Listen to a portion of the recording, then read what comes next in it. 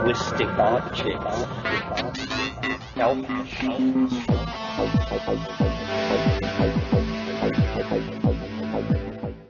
Greetings from Cyberdelic Space. This is Lorenzo, and I'm your host here in the Psychedelic Salon.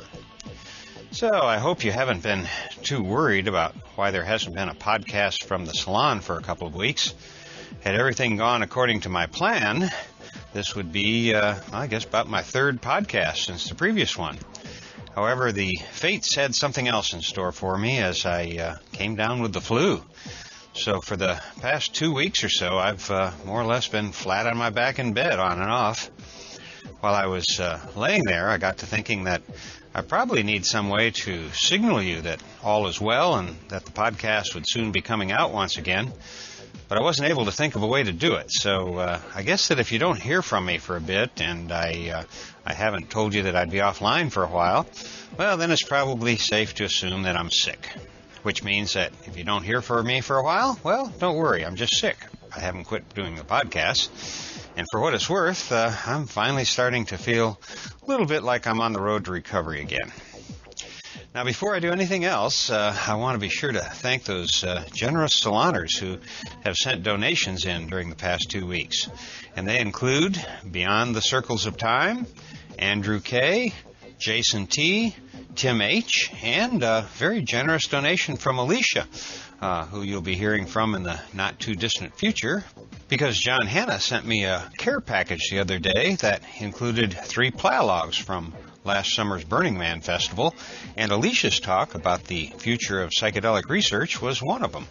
So a big thank you goes out to Alicia and to all of our other donors who are helping to keep these podcasts coming to you. With our ever-increasing use of bandwidth and CPU cycles, our monthly hosting costs are now up to about $50 a month. But thanks to our donors, including some carry forward from last year, we've already got next month covered. Now I'd better get on with today's program before my energy fades and I have to take another nap. I have to admit that the irony of this situation hasn't been lost on me. As you know, for 2 years now, I've resisted playing any talks by Dr. Timothy Leary. Basically, I've done that out of respect for 2 close friends of mine who worked with Dr. Leary in the 60s, and both of who now have a rather low opinion of the good doctor. So now that I've finally changed my position and decided to podcast a talk by him, what happens? Well, I get too sick to produce the show. It's obviously just a coincidence, but a humorous one, I have to admit. So why have I changed my mind about podcasting Tim Leary, you ask? Well, a couple of weeks ago, I received a package in the mail from my friend Bruce Damer, who has been working with some of the people involved in trying to get the Leary archive properly placed in a university library setting. And this package consisted of a hard drive that contained over 50 gigabytes of audio and video from the Leary archives. And what a treasure trove it is, I have to tell you. And so that you don't think that I'm going to keep all of this to myself, I should mention that as soon as I get this podcast online, I'll be adding all of the podcasts from the Psychedelic Salon to the hard drive that Bruce sent me. And he named it the Pod, by the way. And I'll be putting it in the mail to the good folks at the Internet Archive, where the material will eventually become available to anyone who wants to use it. For our purposes here in the salon, I'm going to focus, at least for now, on some of the more historic talks from this archive in the interest of keeping all of our fellow saloners up to date on the history of our tribe. Because if we don't know our history, we run the risk of not knowing where we're going or why we're heading in a particular direction. So now for a little history about Dr. Leary. And I've learned that when it comes to Timothy Leary, the crowd often splits 3 ways. Those who knew him in the 60s and are still unhappy with his behavior. Those who knew him during the last decade or so of his life and who now think of him as St. Timothy. And by far the largest group are those who have no idea of who he was or why we should care. Yeah, you heard me correctly. The vast majority of our fellow saloners most likely don't even know who Dr. Timothy Leary actually was. My guess is that if you're over 50 years old, you have a very clear idea of the impact he had on American life in the 60s. And during the next few months, I'll be playing a few selections from the Leary Archive that should put this era in a little better perspective for you. Mainly because I think it might help us all get a little better perspective on our current times, which are equally exciting and important. More so, if you ask me. But now that I think about it, the task of explaining who Tim Leary was is going to take a lot more time and energy than I'm up for right now. I do think it's important for the psychedelic community to know something about our immediate history, but I'm going to have to count on you to go to Wikipedia and get a little background information about him on your own. Instead, I'll just try to give you a brief idea of the context for the talk you're about to hear. To begin with, it was given at the Cooper Union, which has been an important intellectual forum here in the States for quite a while. In fact, Cooper Union was where Abraham Lincoln gave his first and probably his most famous anti-slavery speech. So it was to this hallowed spot that the good Dr. Leary was to give what may have been his first major public talk about a substance called LSD. It was in late November of 1964, and at the time I'm quite certain that not only did the vast majority of people in this country not know what LSD was, we still hadn't even heard about a place called Vietnam. The 50s still had their steely grip on American culture, and rock and roll was actually being banned in many places across the land. At the time Dr. Leary took the stage in New York City that night, John Kennedy had been dead for merely 1 year. The Beatles had only made their first appearance in the States a few months before that. Segregation was still the law of the land, and the Vietnam War hadn't even made it to the front pages of our newspapers yet. It was sort of like the lull before the storm. So it is the talk that we're about to hear, at least from my perspective, that may actually have been the opening salvo of what we now call the 60s. Because in addition to the 1,000 or so people in the audience that night, this talk was also broadcast on the radio. And so it was that LSD finally began to enter into the consciousness of mainstream America.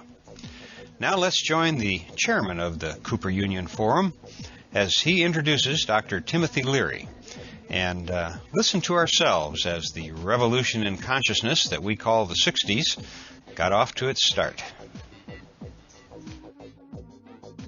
Good evening, ladies and gentlemen, and welcome to the Cooper Union Forum. This is your chairman, Johnson E. Fairchild, speaking to you from the great hall of the Cooper Union, where we are continuing with our program on the search for mental health.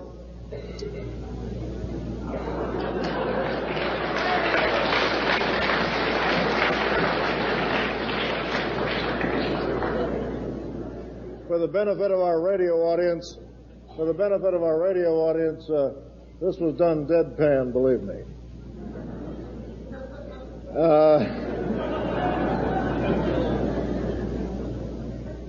Our subject for discussion is hallucinogenic drugs, or how to use your head.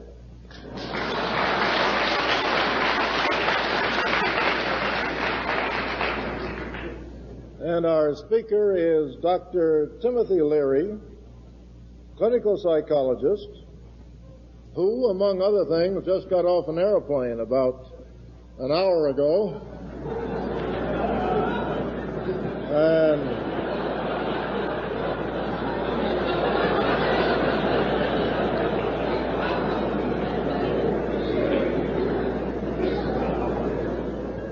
personally, I'm so happy that he got off it an hour ago, otherwise I would have had to done it. In any event, Dr. Leary, who had his origins in New England, believe it or not, been educated in Alabama, Washington, and his doctor's degree from the University of California. He has been in clinical psychology, Veterans Administration, resident assistant at the Kaiser Foundation Hospital in Oakland, California. And he has had numerous lectures and activities. Been at Harvard University, 1959 to 1963. He is present director of the Castalia Foundation.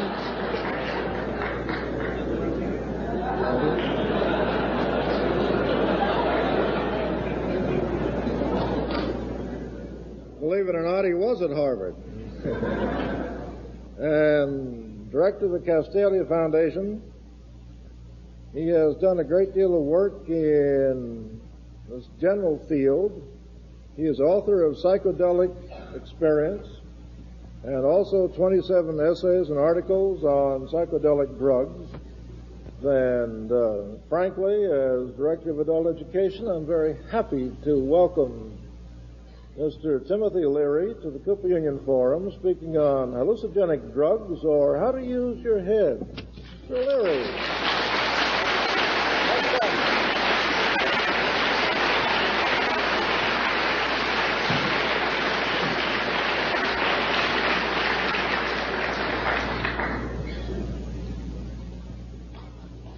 This lecture on how to use your head could be summed up in one sentence. You have to go out of your mind to use your head.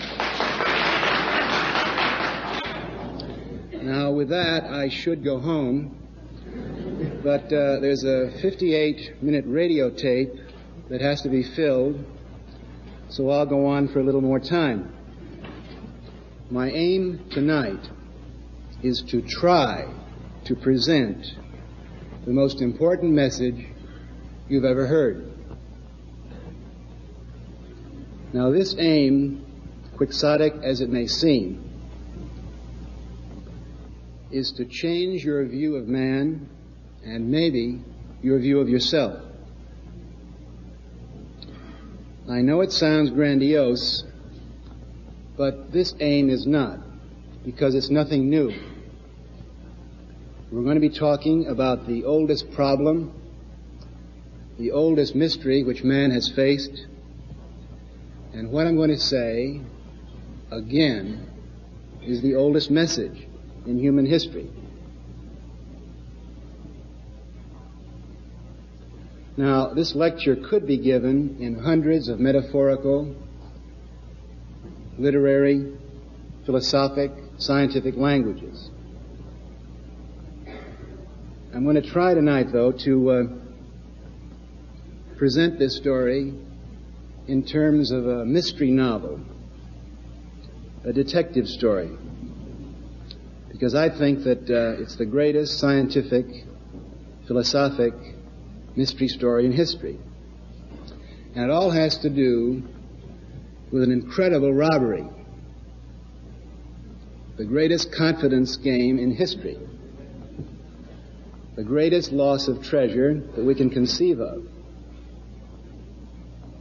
the most successful cosmic swindle, and the victims, you and I, don't even know we've been robbed, or maybe have only the dimmest suspicion that something has happened to us. Let me describe the incredible nature of the crime.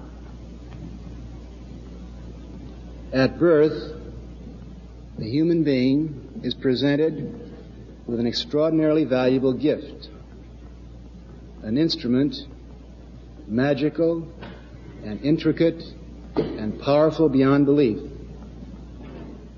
a camera with literally billions of lenses. I'm talking, of course, about the human brain. Neurologists tell us that the brain contains between 10 and 13 billion nerve cells. Now, of course, that's a ridiculous statistic. The human mind just can't grapple with the concept 10 billion. But to make matters worse, neurologists tell us that any one brain cell can be hooked up with as many as 25,000 other cells. So that what you're dealing with is a matrix, a network, a computer, the number of associations of which, again, are stupendous. We're told that the number of possible associations in the human brain at any 1 second is larger than the number of atoms in the universe. Neurologists tell us that the human brain fires off about 5,000 million signals a second. there's a tremendous amount of activity going on in the 7 inches behind our forehead. There's a tremendous amount of information and a tremendous amount of awareness going on there. Your brain is aware of several thousand activities going on in your kidney at every 1 second. It's aware of what's going on in your liver. It's processing the most incredible kinds of chemical information, pH content, blood levels, sugar levels, oxygen, CO2. Your brain is aware of this enormous amount of information. But we, that is, I, Timothy Leary, and each one of you is cut off, of course, from awareness of most of these processes.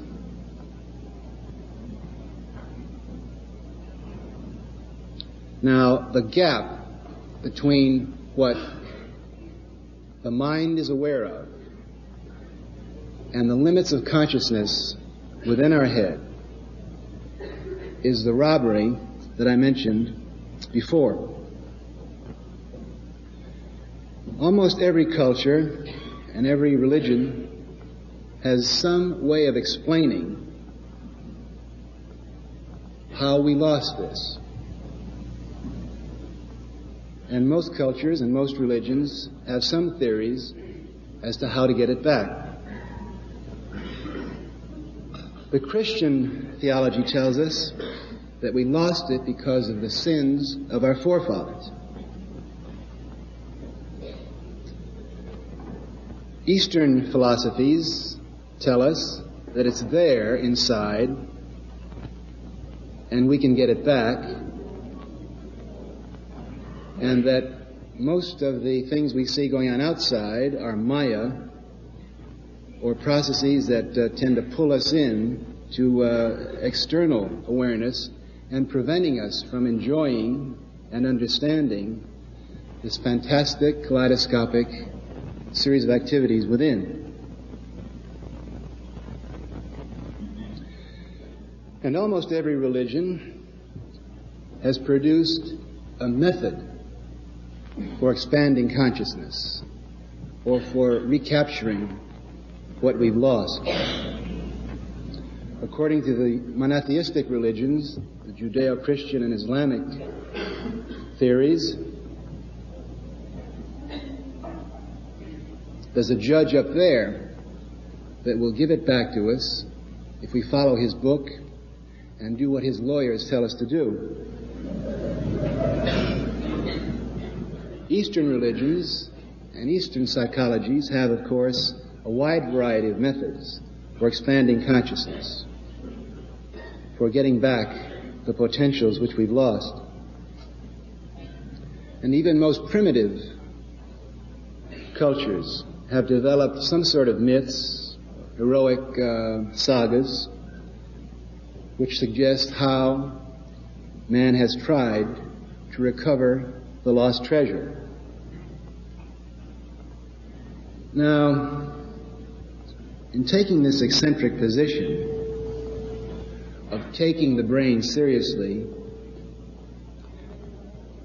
you run the risk of getting out of touch with your professional colleagues.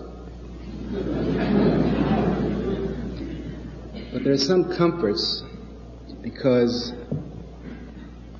you're admitted to another club, which is one of the oldest scientific and philosophic associations in history, which has been going on for centuries and for thousands of years.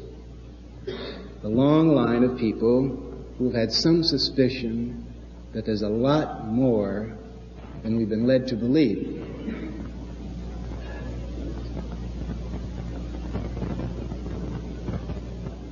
Now, the present time is a very exciting time for the members of this club, because there have been 3 developments very recently in science which have suggested new metaphors, new ways of explaining this mystery, and new methods for rediscovering the lost treasure. These three developments are, first, the recent findings about the genetic code. Second, and more important for us who are alive today, the research on the process of imprinting, which is the way the nervous system is structured early in the life of any species. And third, the development of the psychedelic drugs. I want to talk about the genetic code and its implications for the expansion of consciousness. We're focusing here on the question,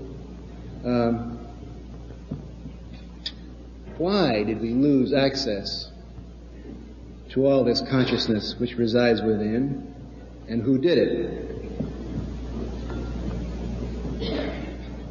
And I'm going to suggest, for metaphorical purposes, that it's the genetic code which has so designed the nervous system as to rob man temporarily of access to his own head. Now, of course, the first thing you have to do in cracking a mystery is to put yourself in the place of the criminal. You have to find the motive for the crime. So I'm going to ask you to think with me as to what the genetic code's game is. Now, of course, this has always been a very impious thing to do. When man tries to figure out what God's game is, or when the human mind, which is a fragment of the nervous system, attempts to figure out what the genetic blueprint is up to. Because it's the genetic blueprint which designed and produced the brain and the mind that's trying to figure it out. So we're in a ridiculous position, but let's try it. Now, from the standpoint of the strategy of the genetic material, every living species is simply a creative solution to a packaging problem. Every single-celled organism, every lower form of life, every fish in the sea, every form of vegetation, every mammal, including man, is an original design, a packaging design to meet the particular environmental problems that that species faces in the air, under the earth, in the water, on land. Now, when you get to the more complicated forms of life like mammals, the packaging problem is really incredible, because the mammalian body, or the human body, is an enormously intricate machine to get this simple task done. Now, the genetic code, as I imagine it to operate, faces a very tricky problem here. And here's the problem. In order to keep the mammalian body going, you have to have a nervous system which coordinates and registers all the information that's going on inside this incredible machine and outside around us. The brain has to be aware of billions of events which occur from moment to moment. But the pilot of this mobile seed-carrying package, obviously can't be tuned in on all of this activity, because if you and I were aware of this kaleidoscope of events inside, we'd be so ecstatic, we'd be so engulfed, we'd be so amazed, we'd be so delighted that we'd simply stand still and never move in wonder and awe and ecstasy, and we wouldn't pilot our package through the jungles of New York to keep the genetic codes game going. So you see the strategy. Somehow there has to be a pilot stuck way, way, way up in a crow's nest.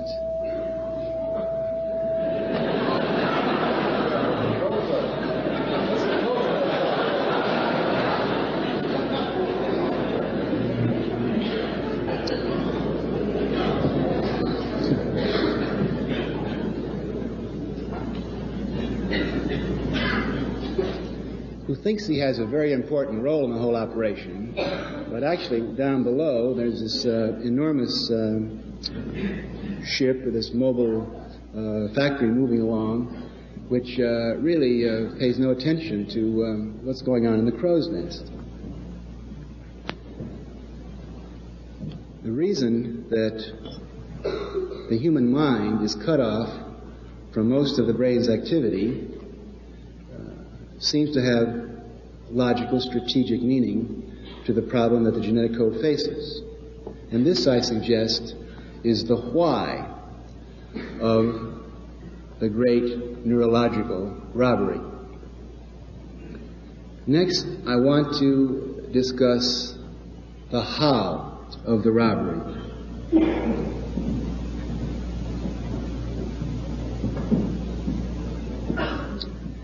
The way the genetic code solves this problem is through the process of imprinting. And this is the second great discovery of the last 15 years, which we're convinced may well change man's view of himself.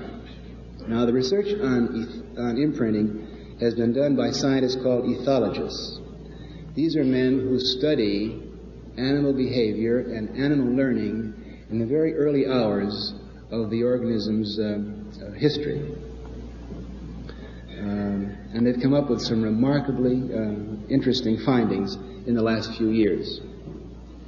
The first finding is that very early, in the first hours or the first days of almost every bird and mammal species, there's what's called a critical period.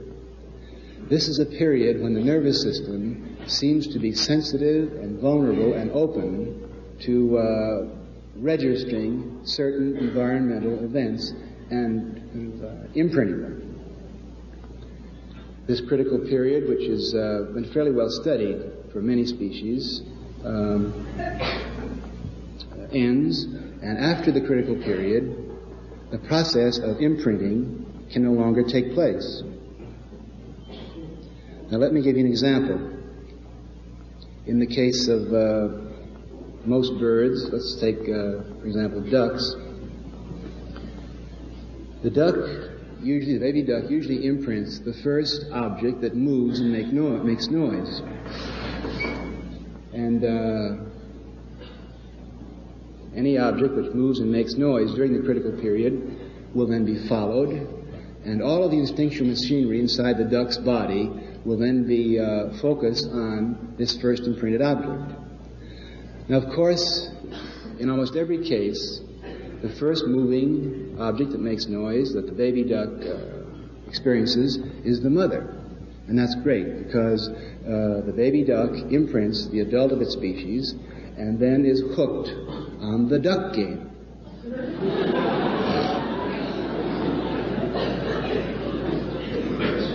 But if you remove the mother duck before the critical period, which I think in the case of ducks lasts, say, between the 12th and 20th hour of the baby's life, if you remove the mother and substitute any other object which moves and makes noise, the duck will imprint that.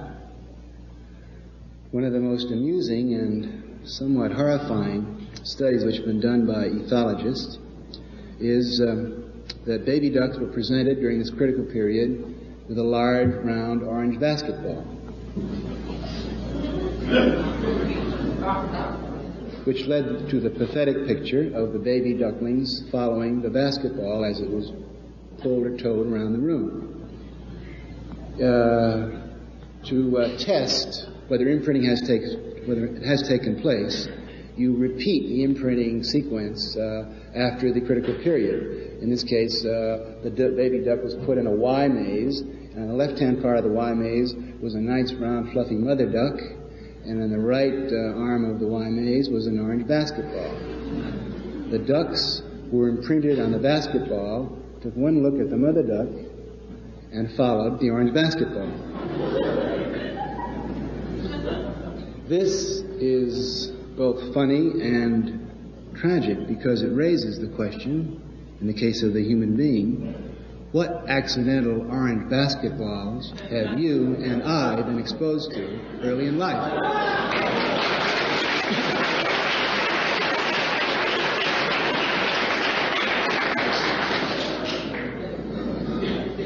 Now, there's one fascinating aspect of imprinting, which is tremendously relevant to the psychedelic experience, and for that matter, to other interpretations of the psychedelic experience, like the religious, and that is that imprinting has to do with external objects.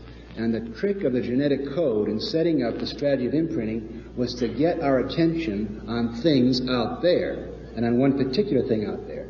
Then, of course, once you imprint something, once you imprinted your orange basketball, then the process of learning, which psychologists study, took over, conditioning, so that first there was the orange basketball, and then you found that the orange basketball had a bottle, and then you knew that every time you heard footsteps on the floor, the orange basketball was there with the bottle. And slowly, step by step, through conditioning, reinforcement learning, so forth, you built up the very complicated structure that you now have as a socialized human being. But the suggestion is that this all started, was based on an original imprinting experience, an irreversible biochemical process engraved on your nervous system. Now, the science of imprinting is getting quite complicated, and I'm always tempted to go into imprinting experiments because they have such tremendous relevance for the human situation. You see, if you keep the baby duck in a dark box during this critical period, after the 20th hour, if you take the box out, the baby duck will just wander around aimlessly and will open up its beak to be fed at any noise, will try to copulate it when it gets older with any moving object. It's helpless in a survival sense. There's some evidence from human beings, although there's been almost no scientific studies in imprinting, that little babies who have had no human object around during the early hours develop into what's called childhood schizophrenics. That is, they can never get any contact with a human being. And when human beings try to contact these little babies, it's just like the mother duck attempting to contact that little baby duck that is off following a basketball. A most eerie and disturbing experience to watch.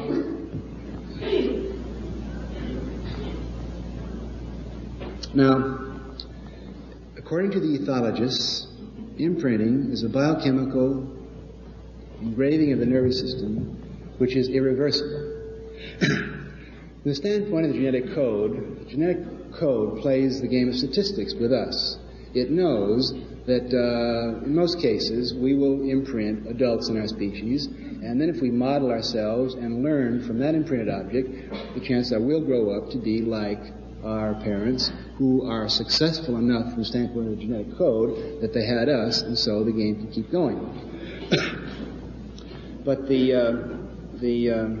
most relevant point to our discussion tonight is that once this imprinting has taken place, the nervous system has been frozen. There's that snapshot of the duck, and you can be conditioned to relate other things to that orange basketball, but the general feeling is that imprinting is irreversible. Of course, there's one other disturbing thing about imprinting. I'm convinced that if you ask the baby duck, now come on, why is it that you chase that cold plastic basketball when you could chase that nice fluffy mother duck? The duck would probably have 31 good, logical, rational reasons why.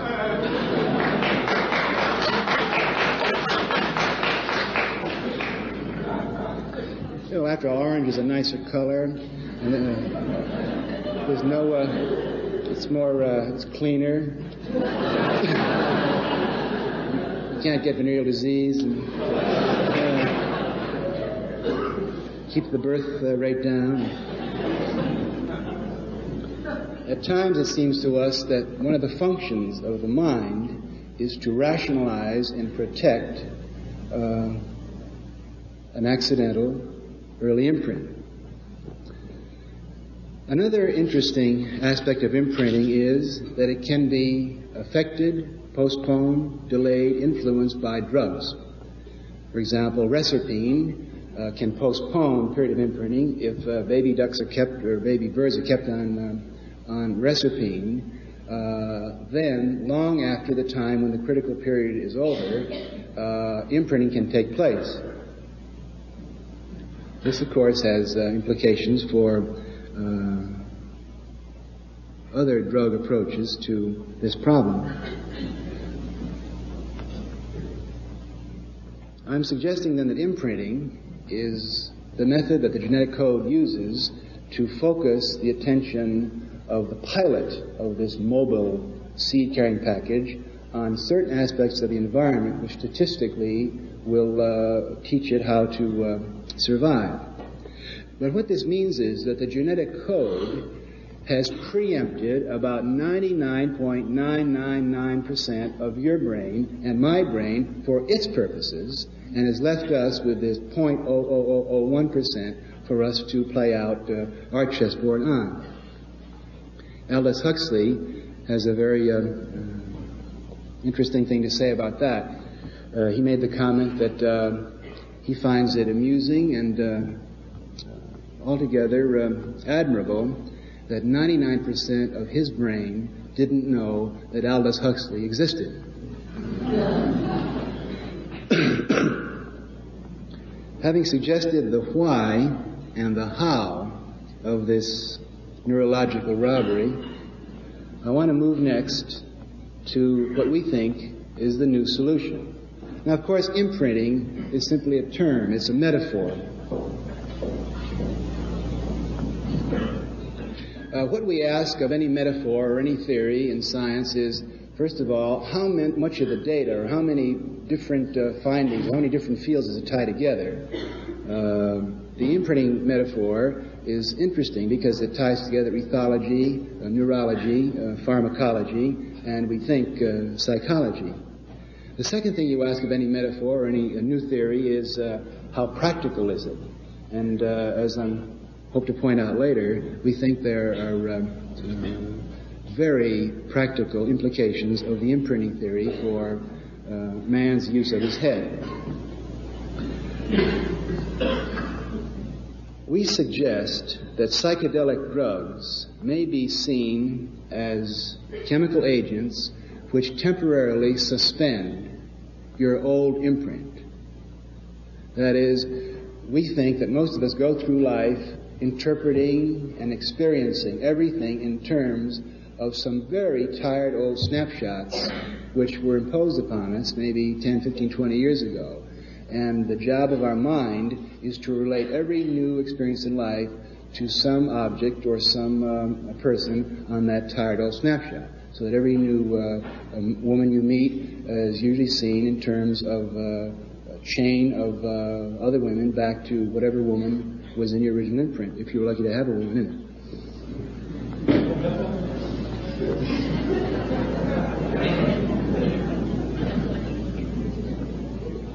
Now, there are many reasons why we think that it's useful to conceive of the psychedelic drugs as suspenders of imprinting. And one of them has to do with this commitment, attachment of the imprinting process to the external. Because there's one thing that happens during an LSD session is that you tend to lose a lot of your attachment to external events. It's perfectly typical that during an LSD session the subject will lie for 5 or 6 hours completely silently, not moving around, and perhaps even with their eyes closed, which has led in the past some psychiatrists to say, aha, LSD causes catatonic stupors.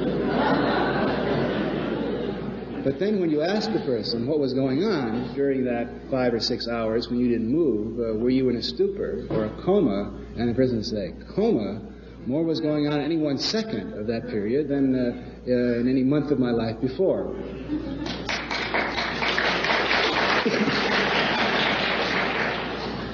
The point is, and this of course is the tricky point, that the commitment to the external orange basketball is temporarily lost, which can be an ecstatic liberation, or it can be a terrorizing paranoia, depending upon how much you understand about the possibilities of your mind. Now, there's another interesting line of evidence which kind of focuses in here, and this is the evidence from a line of study of psychologists the last few years, which is called sensory deprivation. The word sensory deprivation is an amusing one, because what psychologists mean by sensory deprivation, that word deprivation is a tricky one, is that if you put a person in a dark room where there's not any noise or any stimulation, and you keep him there for several hours, after this period of time, strange things begin to happen. He begins to have hallucinations. He begins to develop paranoias, or he begins having a wonderful time. Of course, most of these studies have been done with Air Force pilots or very outgoing Americans.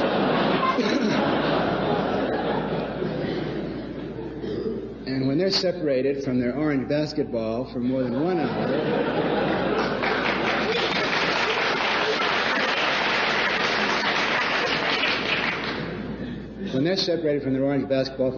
they begin to bang their heads against the wall.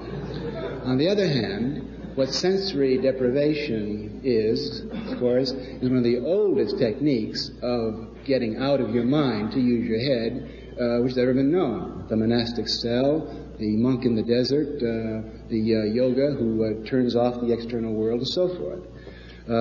So the same phenomena which to an American psychologist causes psychosis, to most of the rest of the world is seen as one of the royal roads to using your head.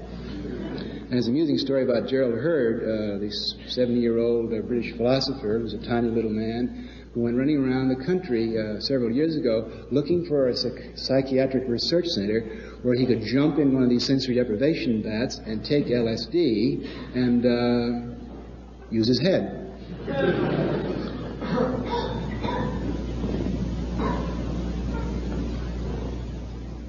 Now, so far, the notions of imprinting and psychedelic drugs may be interesting, but the implications are not terribly dramatic. When I present this theory to psychiatrists, they would say, yes, that makes logical sense, but we could say the same thing in psychoanalytic terms, that you work the chain of associations back to the original traumatic event or the original primal scene, and then the task is, of course, to understand that and do something about it. The way the analysts do it is they try to get back to the original imprint, and then by having you fall in love with the analyst, you try to build up another imprint.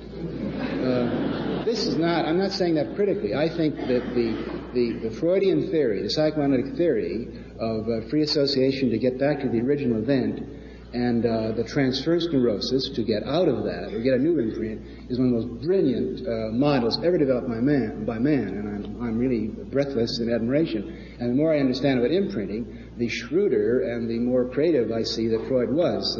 He was a brilliant man. But the thing which excites us these days is the corollary concept of psychedelic re-imprinting. Now, this is a very complicated and promising notion. Our concept of the brain at present is that you and I have been presented at birth with this 13 billion cell camera with the possibilities of shooting motion pictures all the time. But because of the genetic code and imprinting, we've been frozen with one snapshot. We think that the psychedelic drugs can suspend the old snapshot, and anyone who's had LSD will perhaps empathize that I described someone's experience as your neurological camera tumbling in a million different directions any half hour, shooting all sorts of film that you had never thought possible before, and then very slowly, over a period of 8 or 10 or 11, 12 hours, slowing down and eventually coming to rest maybe after 16 hours. But we think that you come to rest with a new snapshot.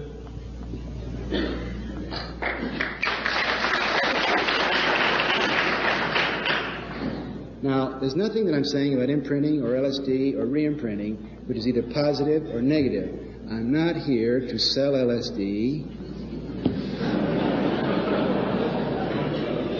or to sell you on your brain.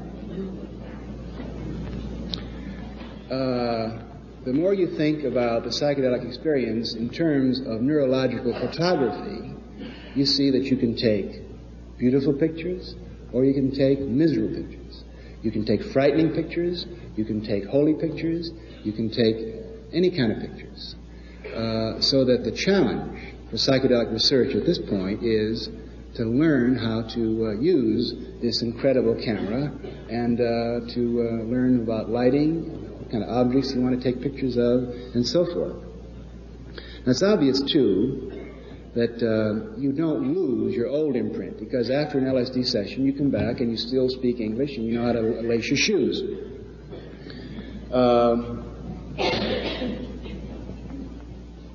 As a matter of fact, that's one of the problems, that too often we go back too readily to the old orange basketball with all its correlated habits.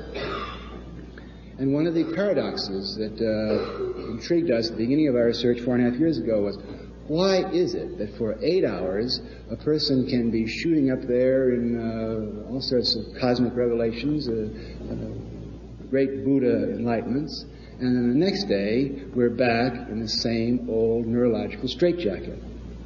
Well, I think this is easily explained, that the original orange basketball that you and I imprinted, then through conditioning, built up around it hundreds of thousands or millions of associations, so that all our language, all of our rituals, all of our behaviors, and so forth are connected with the original imprint. Whereas if a man and his wife take LSD at sunset on their honeymoon, they take a wonderful new picture, but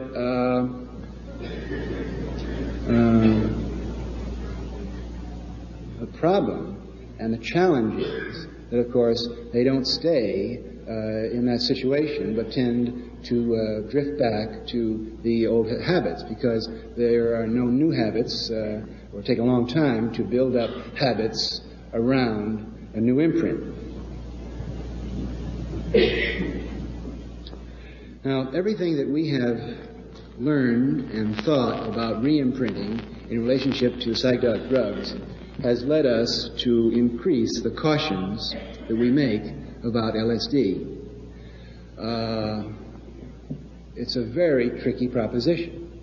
And before, when we thought that a psychedelic session just lasted 12 hours and gave you a new view, but then brought you back, we took chances in sessions that, by hindsight now, we think are quite reckless, because we think every time you have a psychedelic experience, there's a possibility of taking new pictures, which may be quite different from your old pictures. And you should be very careful with whom you take LSD and where you take LSD, and you should be very well prepared, because you're likely to come out of the session, of course, with a purple-colored football.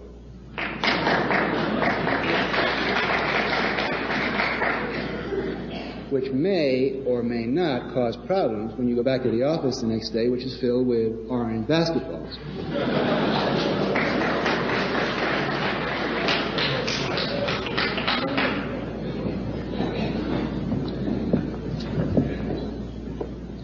Now that the cautions have been presented, I feel it's possible to say something about the potentialities or the promises of this theory.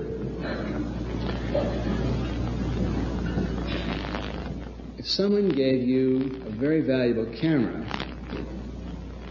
how often would you use it? Or when would you use it? This, of course, is the question. How do you use your head? How often are you going to use your head? How often are you going to take LSD?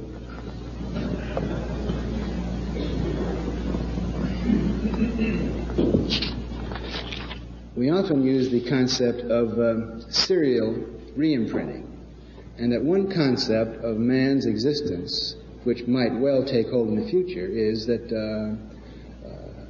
you have this neurological camera. You obviously should use it anytime you're changing your environment, anytime you're taking a new job, anytime you're moving into a new neighborhood, anytime you're changing your interpersonal network, anytime you have a new occupational task that you want to have engraved and not connected to your basketball by a series of associations.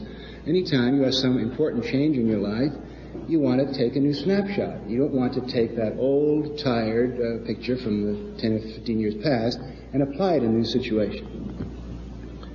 Of course, there's a paradox here, because the question, how often should you reprogram your nervous system? How often should you take LSD? It's your present robot snapshot identity which is deciding when it's going to change itself.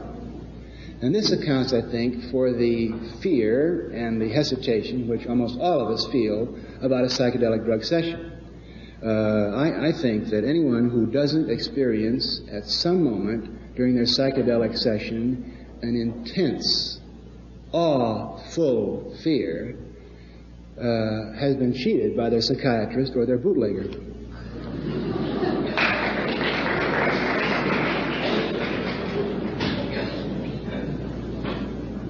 One way of deciding how often to take LSD in this utopian world of the future is not to let your mind decide, because I'm suggesting that the genetic code wants our mind to be attached to externals and shuns the internal. Rather than letting your mind decide, why not let your body decide? And here's a fascinating aspect of the pharmacology of LSD. You can't take LSD every day. That is, you can't keep your neurological camera just going in this kaleidoscopic fashion for more than 12 or 15 or 20 hours. There's what's called a refractory period.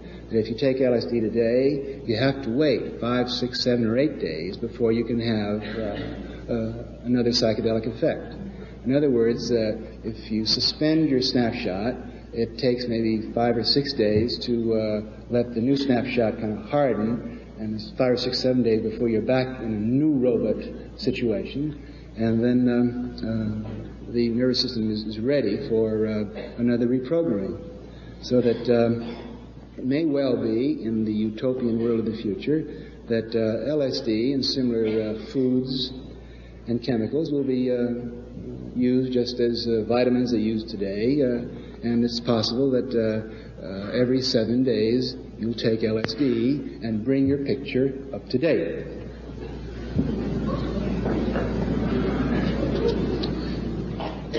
Now,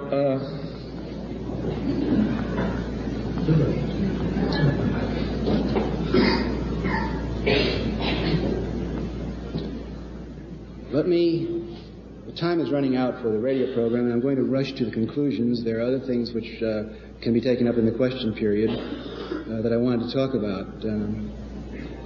The conclusions that we've come to after 4.5 years of psychedelic research is that we know almost nothing about our own heads or how to use them. And anyone who tells you he knows much about LSD, of course he's really talking about the potentialities of his brain, should be listened to with great caution, because the human species at this time is a very primitive species which has just got this cortex only 40,000 years ago, and we're just now catching on to the possibility that we can use it.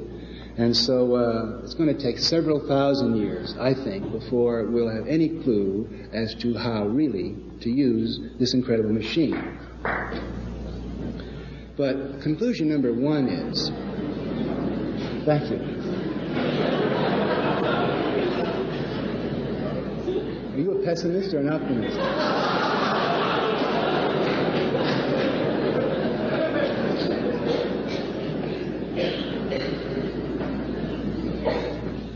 Conclusion number one is that the members of our research group have lost a lot of our zeal to proselytize about the human brain, or to run large research projects, or to get involved in any external politics which would attempt to raise money for research grants, or to get LSD accepted by the FDA and so forth.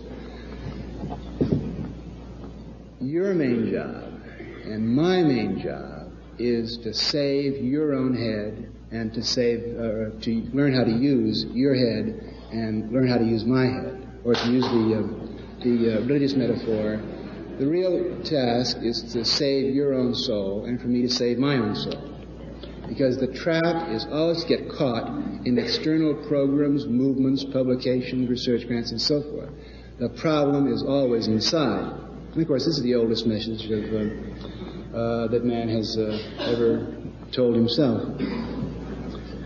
There's a second conclusion, and that is that there seems to be a duty to report back for those who have been engaged in internal explorations. It's only fair, since we're all in the dark anyway, to share any landmarks or any points of interest that can be used for other travelers. And of course, that's what's been happening for centuries. And in our psychedelic research, we have relied on many maps drawn by men who made these voyages thousands of years ago. This book, The Psychedelic Experience, is based on the Tibetan Book of the Dead, which is an eminently practical LSD guide, although it's 2,500 years old.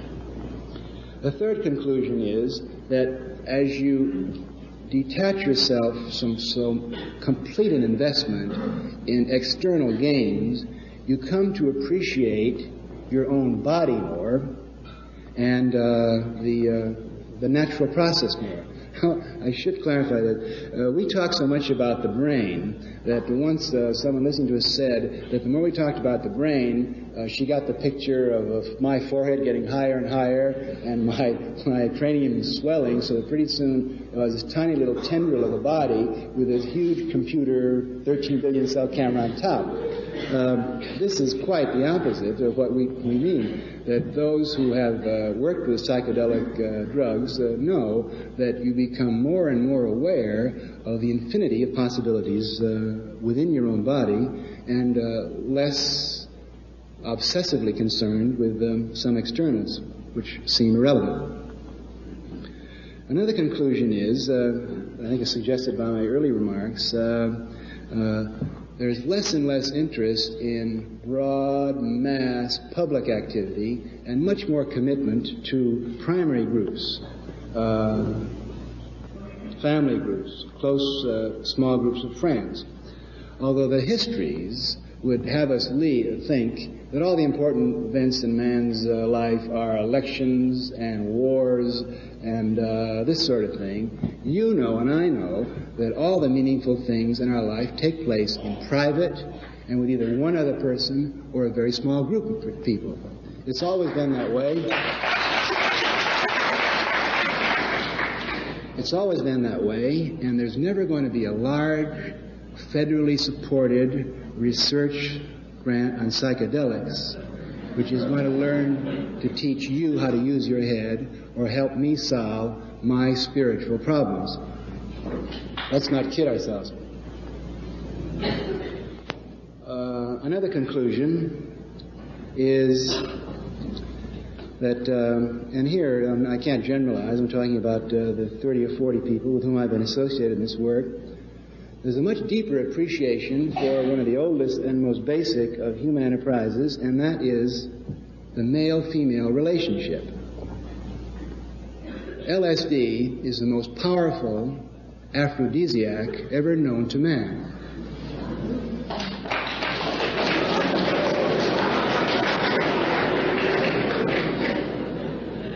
Now, it's interesting. Some clapped and some did. And let me explain what an aphrodisiac is. Aphrodisiac comes from the Greek word for the goddess of love. An aphrodisiac is an agent which promotes love. And by aphrodisiac, I don't mean faster and more motions of robot bodies in bedrooms. I'm, of course, talking about the communication which can exist between people whose neurological cameras are accelerated and much wider and more open. In the future utopian society I've been talking about, a wife may be a little bit worried if her husband has an illicit sexual affair, but real grounds for divorce will be if he takes LSD with another woman.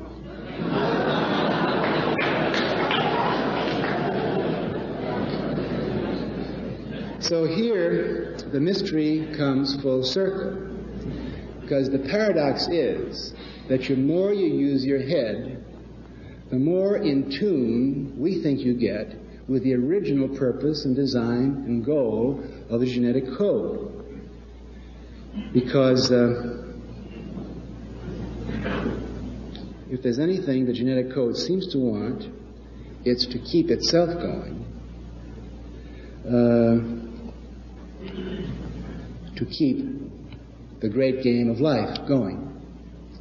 For your presence tonight and for your attention, I thank you.